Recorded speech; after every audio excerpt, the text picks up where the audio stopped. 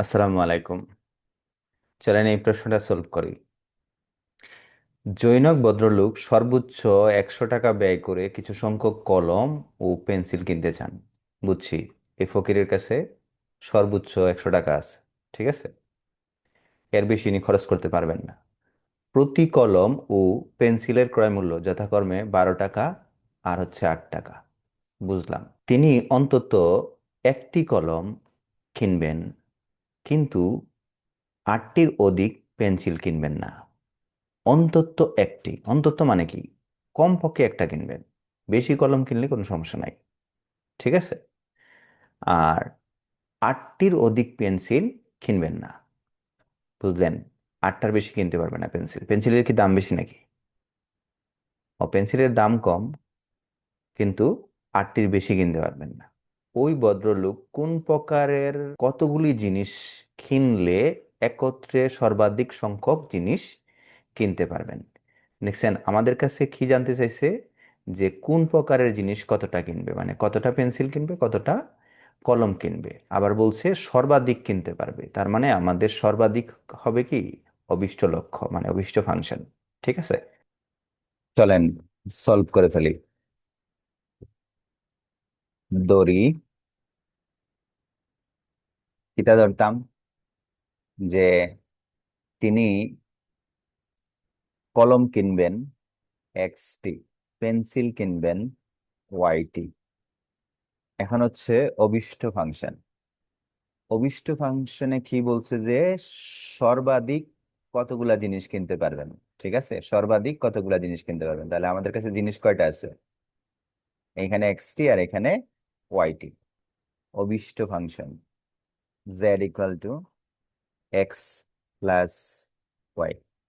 শর্ত দেখেন, এই লোকে সর্বোচ্চ 100 টাকা ব্যয় করে কিছু সংখ্যক জিনিস কিনবো। 100 টাকা, সর্বোচ্চ 100 টাকা ব্যয় করতে পারবে, এর উপরে গেলে ঋণ করতে হবে। ঠিক আছে, এর উপরে যেতে পারবে না।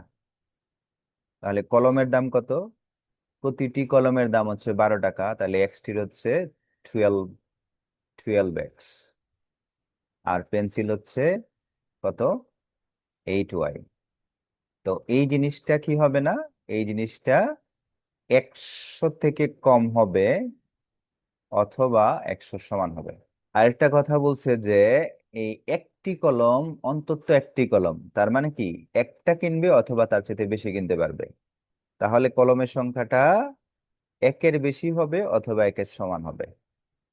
আবার বলতেছে যে কি যেন, এটা এটা কিসের, পেন্সিলের সংখ্যা, সেটা অধিক, 8টির অধিক পেন্সিল কিনবে না।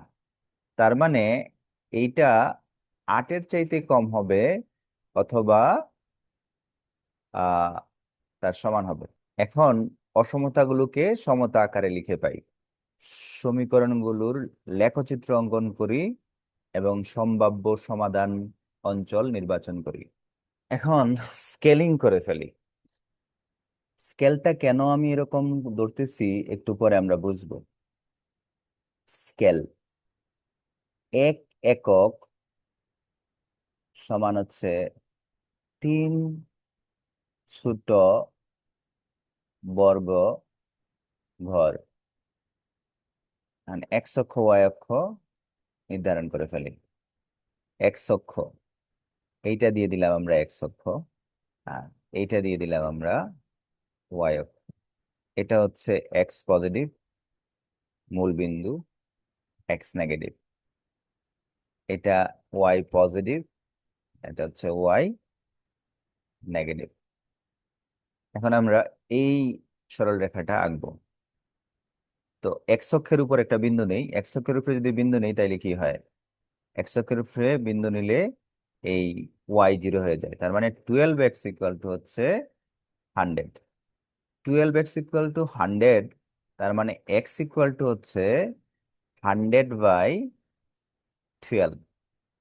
তার মানে হচ্ছে, কাটাকুটি যদি করি 4 দিয়ে কাটা যায়, তার মানে হচ্ছে 25/3।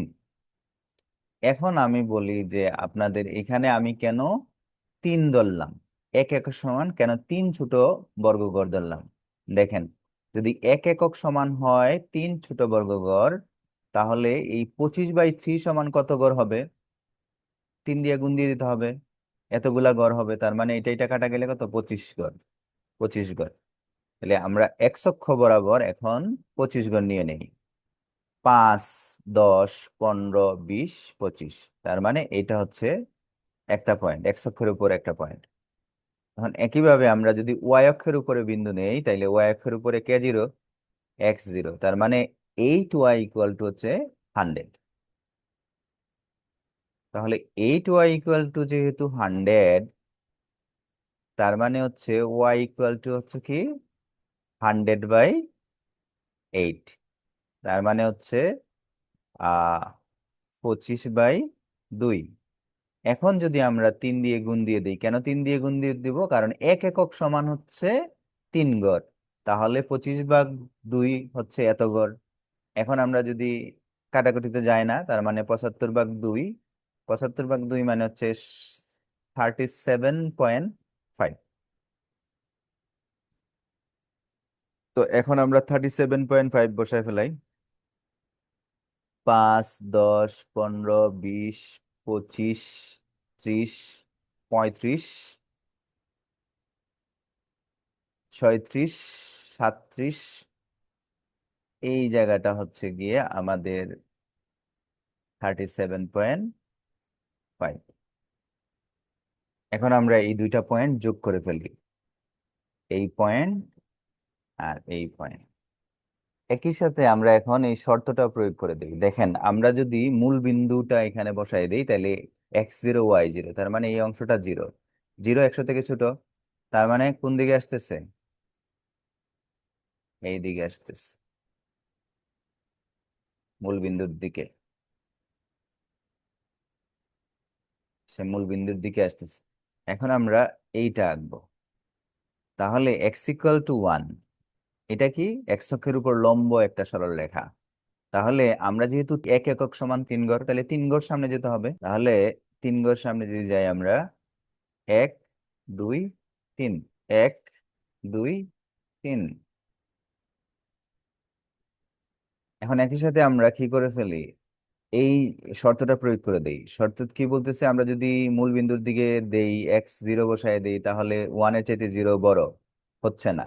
তার মানে সে উল্টা দিকে যাবে, মানে এইদিকে যাবে। এখন আমরা এটা বসাবো, y=8। তার মানে 1 একক সমান হচ্ছে কত? 3 ছোট বর্গগড়। তাহলে 8 একক সমান কত হবে? 24। তাহলে আমরা 24 নিয়ে নেই। 24 একক উপরে, তার মানে 5, 10, 15, 20, 25-এর থেকে এক কম 24, এটা। তাইলে এই রেখাটা হচ্ছে কি ওয়াই অক্ষের উপর লম্ব রেখা। এখন শর্তটা প্রয়োগ করে ফেলি। সে কি বলতেছে? যে আমরা যদি এখানে মূল বিন্দু বসাই, তাহলে ওয়াই এর মান 0 বসাই, তাহলে 8 থেকে 0 ছোট। তাইলে কথা ঠিক আছে। তার মানে আমাদের এই জিনিসটা কি বলতেছে? যে আসেন মূল বিন্দুর দিকে আসেন।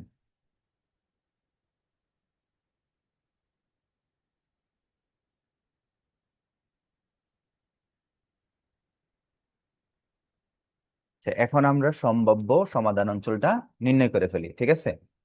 তো আমরা যখন আহ এই উপরের যাইতে চেয়েছিলাম, তখন আমাদের যে এই যে y=8 যে রেখাটা আছে, সে বলতেছে যে নিচে নামেন, নিচে নামেন, নিচে নামেন, এই কথা বলতেছে। আমরা যখন এইদিকে যাচ্ছিলাম, তখন আমাদের এই x=1 রেখাটা, সে বলতেছে এদিকে ফুটেন, এদিকে যান। এখন আমরা এদিকে যাইতেছি যাইতেছি, যখন এটাতে গেছি, তখন সে বলতেছে যে এদিকে আসেন, এদিকে আসেন, এই কথা বলতেছে। এখন এই যখন বলছে যে নিচের দিকে আসেন, যাচ্ছিলাম যাচ্ছিলাম, এখন আমরা এক্স অক্ষের মধ্যে টাচ করলাম। এখন এই জায়গাটার মধ্যে যেটা হচ্ছে, সেটা হচ্ছে কোনো জিনিসের সংখ্যা তো ঋণাত্মক হবে না। এই জন্য বলতেছে যে পেন্সিল তো আর ঋণাত্মক হবে না। তো কি করেন না, এই এই এই লাইনের নিচে যাবেন না। ঠিক আছে, এই লাইনের নিচে যাবেন না। তার মানে কি, আমরা এই অঞ্চলটা হচ্ছে আমাদের সম্ভাব্য সমাধান অঞ্চল। দেখছেন কত সুন্দর? আমরা যখন এখানে এখানে গেলাম, তো সে বলতেছে নিচে নামেন, নিচে নামেন, নিচে নামেন, নামতেছি। এখানে যখন টাচ করলাম, তখন বলতেছে দেখেন এই পেন্সিলের সংখ্যা কিন্তু ঋণাত্মক হবে না, আর নিচে যাবেন না। তার মানে এতটুকু জায়গার মধ্যে আমার হাঁটাচলা করা গেছে। যখন এটাতে টাচ করছি তখন এইটা ছিল কি কলমের সংখ্যা, বলছে কলমের সংখ্যা কি হবে না, এই একের চেয়ে কম হবে না, তার মানে বেশি হবে, এদিকে যেতে হবে, এদিকে যেতে হবে। যাচ্ছিলাম এখানে, এখানে যাওয়ার পর বলতেছে শোনেন, এই সর্বোচ্চ সে 100 টাকা খরচ করতে পারবে, আপনি কিন্তু এদিকে চলে আসেন। তো আমাকে বলছে এদিকে আসার জন্য, এদিকে এসে দেখছি সে বলতেছে এদিকে যান, সে বলতেছে এদিকে যান। তখন দেখতেছি যে এই এলাকাটা হয়েছে, তাহলে আমরা দেখলাম একটা চতুর্ভুজ হয়েছে। তো আমরা এই পয়েন্ট গুলো একটু ইয়ে করে ফেলি। এটা হচ্ছে এ, এটা বি, এটা সি, আর এটা হচ্ছে ডি। এখন কৌণিক বিন্দুতে জেড নির্ণয় করি। এই এ বিন্দুটা কত? এ বিন্দুটা হচ্ছে 10। বুঝতেছেন?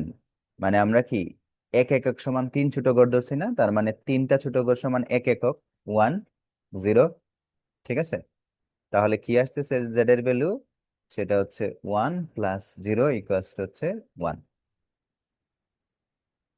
বি, বিটা কত ছিল? বি ছিল হচ্ছে 25/3, 25/3 + 0, 25/3। সি পয়েন্টটা দেখি, হ্যাঁ, সি কত? আচ্ছা, সি বিন্দুটা ওয়াই অক্ষ থেকে কত একক সামনে আছে, কত একক ডানে আছে? 5, 5, 3, 8, 8 আর 1, অলমোস্ট 9। তাহলে 9 ছোট ঘর, 9 ছোট ঘর, তাহলে আমরা প্রতি এক একক সমান ছিল 3 ঘর। তাহলে 9 ঘরে কত একক হবে? 9 ঘরে হবে 3 ঘরে 1 একক। তাহলে 1 ঘরে হচ্ছে 1/3, তার মানে 3 দিয়ে ভাগ দিতে হবে। তাহলে আমরা যদি 9-এর 3 দিয়ে ভাগ দিই তাহলে কত হয়? 3 হয়, 3। আর এখন দেখি কতটুকু উপরে আছে। 5, 10, 15, 20, 25, 25 থেকে 1 কম, মানে 24। তার মানে 3 × 8 = 24, 8 একক উপরে আছে। ঠিক আছে, সি এর স্থানাঙ্ক হচ্ছে 3, 8।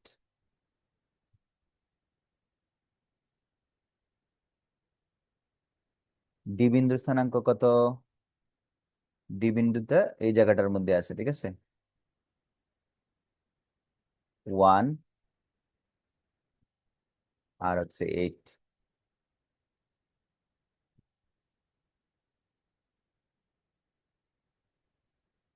তাহলে এখন এখানে দেখে ফেলেন যে সর্বাধিক সংখ্যক জিনিস কোনটাতে আছে। এটা তো এটা হচ্ছে 25/3, মানে 8-এর একটু উপরে, কিন্তু এইটা হচ্ছে 11টা, এটা তো নয়, নিশ্চয়ই এই জিনিসটা সবচেয়ে বেশি।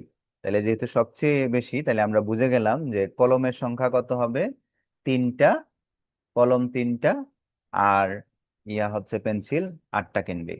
তো প্রশ্নটার মধ্যে আসলে চাইছিল কি? প্রশ্নটার মধ্যে চাইছে যে কোন প্রকারের কতগুলি জিনিস কিনলে একত্রে সর্বাধিক জিনিস কিনতে পারবে। তাহলে আমরা বুঝলাম যে কলম কিনবে 3টি, আর পেন্সিল কিনবে 8টি। আনসার, কলম 3টি, পেন্সিল 8টি। Thank you.